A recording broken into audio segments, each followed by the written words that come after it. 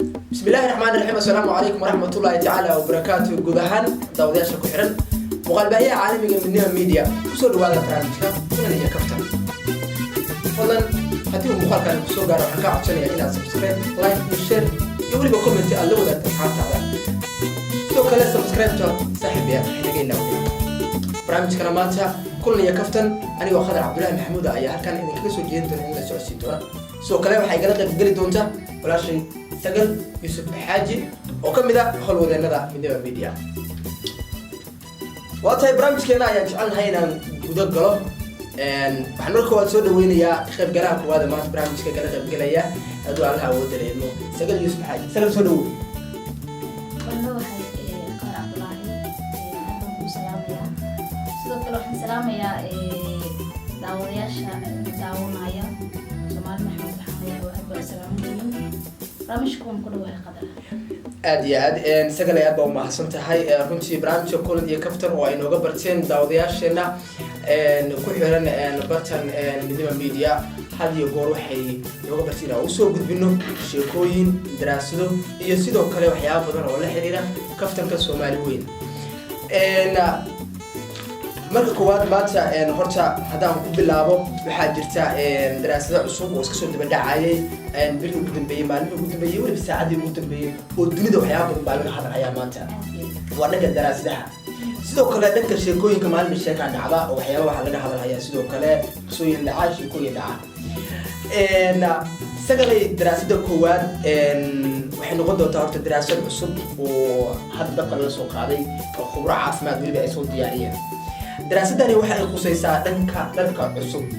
haddii sagale lagu dhaho dharka cusub saan dhar baad suuqa soo gadatay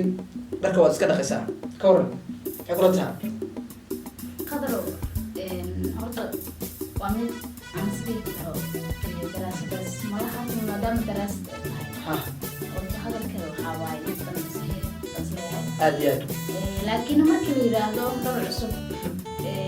shirkada ay soo saartay in yiraahdo waad sii dhaqaysaa aad iyo aad waliba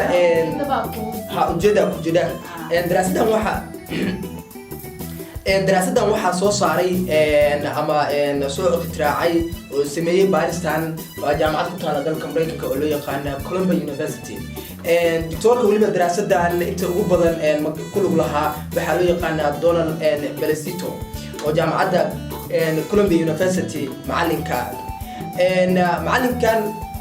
waa dhakhtar wuxuu inta badan ku takhasusay cudurrada loo yaqaan galab maqaarka ku dhaca sidaas awgeed isaga iyo khubaro kale oo dhanka caafimaadka ah ayaa daraasadani markii ugu dambeysay waxa ay u soo gudbiyeen caalamka intiisa kale iyadoo la leeyahay dharka cusub gaar ahaan dharka jeaniska ah waa in la iska dhaqaa markii uu aad ka soo geeyay carwada waxa arintaas ay fajac ku noqotay dad badan oo dunida ku nool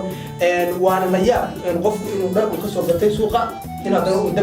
dib geliyo sidaas awgeed waxaa kaloo jirta la yiri dukaamada dharka lagu gado caalamka waxay isticmaalaan kiimikooyin si ay dharka duuduubka iyo looga ilaaliyo sidoo kale waxa loo yaqaano inuu dharku shiiro waana sababta keenta kiimikadaasi inay jirka maqaarka ay waxyeelayso daraasadaasna sidaas u dhacdaa hore waa lidahay dharka hala dhaqo ayagoo cusub in ujeedo goos dugan tahay ujeedaduna waxa weeye waa kiimikooyinka dharka ku jira sagalay bal dhankaaga waxaan ku weydiinayaa waxaa jiray sheekooyinka ugu dambeeyay had yeer waxyaabaha cusub maxaa soo kordhay qadar waqti aad baa mahadsan tahay sheekooyin fara badan markii iska jiraan balse maanta ma jiraa sheeko laba iyo mid asxaabta la wadaagi kadib maanta aad iyo aad barnaamijka maanta waxaan kusoo talagalay sheeko in badan aan isleeyahay daawadayaasha ka wada qosli doonto aad iyo aad aan filaayo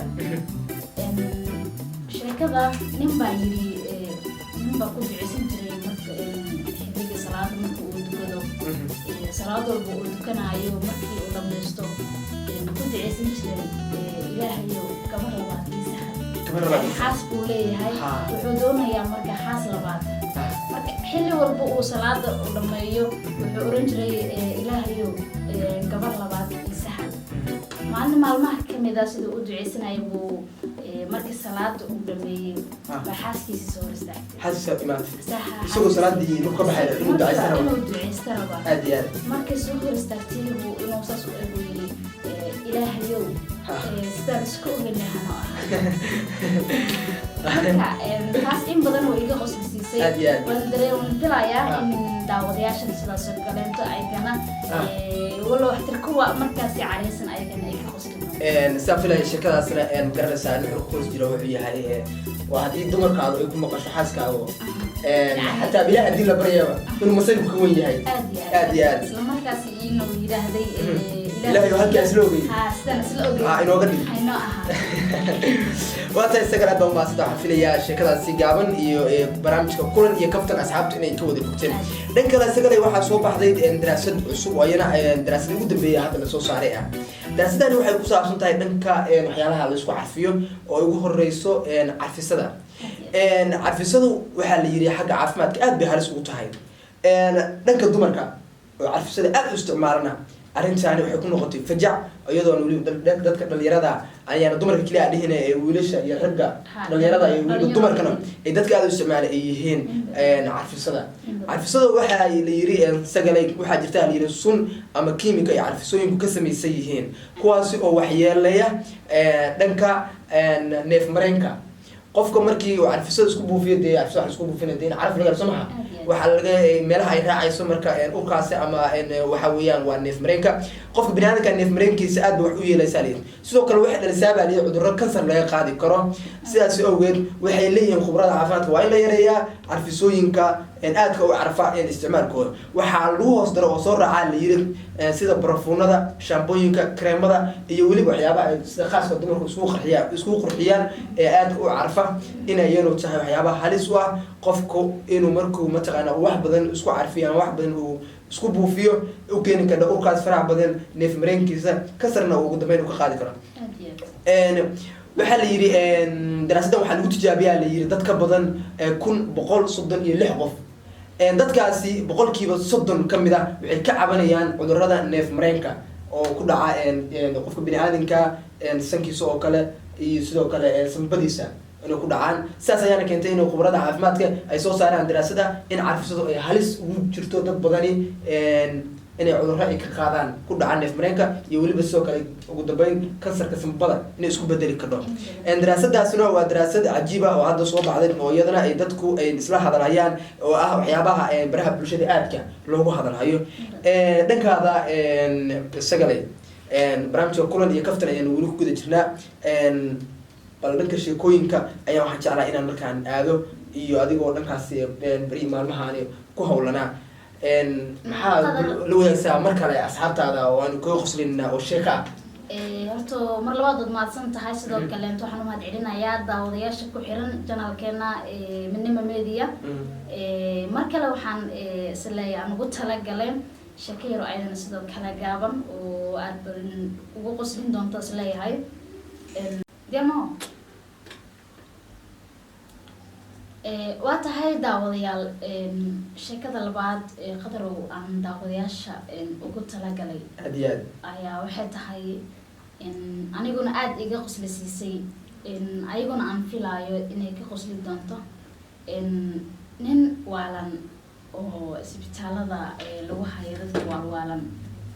isla markaasi laga soo bixiyey oo in la geeyo gurigiisa loo baahan yahay baa lagu qaaday gawaarida yiraahdo ambulance isbitaalka loo geeyay maya isbitaalka baa laga qaado gurigiisa baa loo kaxeeyay markii gurigiisa loo dhawaaday uu yiri gurigeygii waa kanay hal idajiyo markaasaa la weydiiyay in la dejiyo la weydiiyo lagu yiri sideed ku aqoonsata gurigaaga markaas wuxuu yiri laba caruur oo isla markaas isbitaal kii u socota school uu ku yiri labaas caruurta halkaas socota aniga dhalay waa la sii socday markaasuu arkay gabar kale oo ayadana halkii maraysa markaasuu ku yiri gabadhaasna xaaskayga waaye markii la sii socday inta gurigiisa la gaarin wali